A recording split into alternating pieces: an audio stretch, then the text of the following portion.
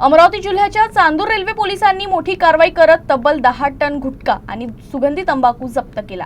या कारवाईत अटकेतील आरोपींना 2 आरोपींची नावं अमरावती पोलिसांना सांगितली। यापैकी एकाला अटक करण्यात आली तर दुसरा आरोपी जिल्ह्याचा गुटखा किंग जावेद असून सध्या तो फरार आहे। चांदूर रेल्वे पोलिसांनी 12 मे रोजी एका ट्रकमधून तब्बल 10 टन गुटखा आणि सुगंधी तंबाखू जप्त केला होता।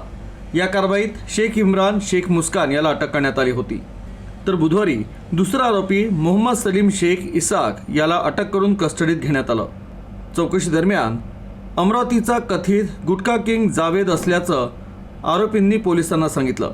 त्या आधारे पोलिसांनी जावेद विरुद्ध गुन्हा दाखल केला आहे। मात्र जावेद हा देश सोडून पळून जाऊ नये म्हणून त्याची माहिती प्रादेशिक पासपोर्ट कार्यालयाला देण्यात आली आहे।